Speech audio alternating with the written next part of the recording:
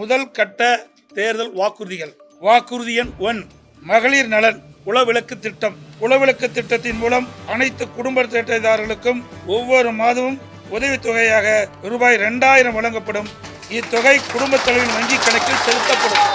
வாக்குறுதி எண் 2, ஆண்களுக்கும் மகளிருக்கும் கட்டணமில்லா பேருந்து பயண திட்டம். நகர பேருந்துகளில் பயணம் செய்யும் ஆண்களுக்கு கட்டணமில்லா பேருந்து பயண திட்டம் செயல்படுத்தப்படும்.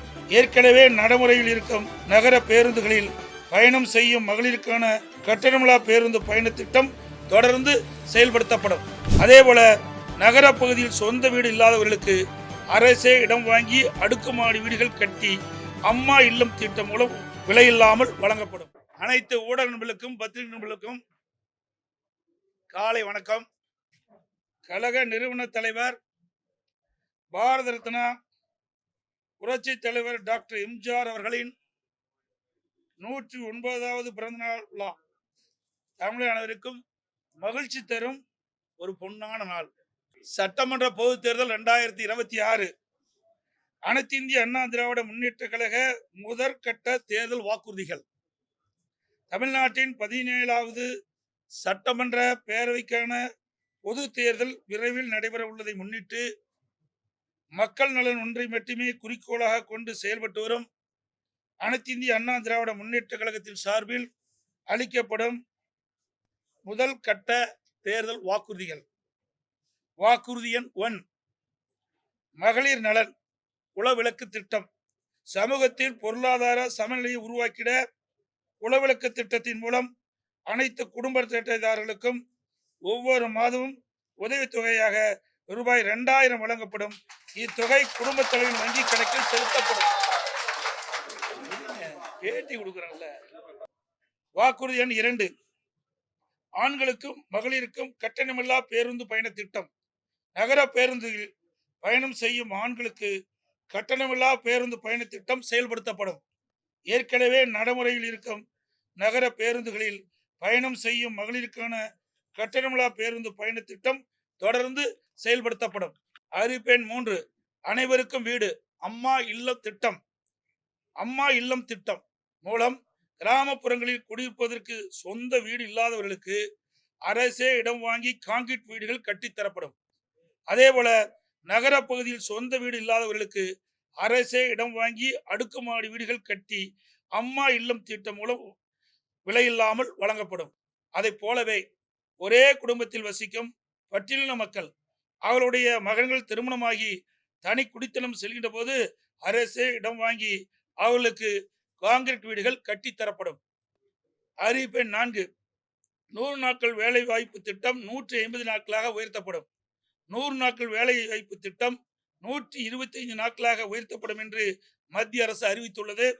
கிராமப்புறங்களின் வளர்ச்சிக்கான இத்திட்டம் 150 நாட்கள் வேலைவாய்ப்பு திட்டமாக உயர்த்தப்படும். அறிவிப்பெண் 5, அம்மா இருசக்கர வாகனம் வழங்கும் திட்டம். மகளிருக்கு ரூபாய் 25,000 மானியத்துடன் 5 லட்சம் மகளிருக்கு அம்மா இருசக்கர வாகனங்கள் வழங்கப்படும். தேர்தல் அறிக்கை தயாரிக்கும் குழு மண்டல வாரியாக பலதரப்பட்ட மக்களை நேரில் சந்தித்து அவர்கள் கோரிக்கை மனுக்களை பெற்றுள்ளனர். இப்பணி நிறைவடைந்ததும் அனைத்து இந்திய அண்ணா திராவிட முன்னேற்ற கழகத்தின் சார்பாக குழு தயாரிக்கப்பட்ட அறிக்கையை அறிவிப்புகளாக வெளியிடப்படும் என்று மகிழ்ச்சியுடன் தெரிவித்துக் கொள்கிறேன். அவர்களுக்கு திறமை இல்லை, எங்களுக்கு திறமை இருந்தது. ஆட்சி செய்கின்ற பொழுது 5,18,000 கோடி தான் கடன் இருந்தது. எந்த சூழ்நிலை? ஒரு ஆண்டு கொரோனா காலத்தில் கூட அரசுக்கு வரி வருவாய் இல்லாத நேரத்தில் கூட கொரோனாவுக்கு 40,000 கோடி செலவு செய்தோம். நாங்கள் திறமையா நிதி கையாண்டு நிதி சுமை இல்லாம நிதி சுமை குறைவாக இருக்கின்ற சூழ்நிலை நாங்கள் உருவாக்கி தந்திருக்கிறோம். ஆனா திராவிட முன்னேற்ற கழக அரசு பொறுப்பேற்ற பிறகு இந்த நிதி மேலாண்மை அமைப்பை ஏற்படுத்தி நிபுணர் குழு அமைக்கப்பட்டு அந்த நிபுணர் குழு மூலமாக கடன் குறைக்கப்படும், வருவாய் உயர்த்தப்படும் சொன்னாங்க. ஆனா அதுக்கு நேர்மாறாக நிபுணர் குழு அமைக்கப்பட்டபோது கடன் தான் அதிகரிச்சிருக்குது. சுமார் இந்த ஆட்சி முடிகின்ற தருவாயில் 5.5 லட்சம் கோடி கடன் இருக்கின்ற ஒரு சூழ்நிலை ஏற்பட்டுள்ளது.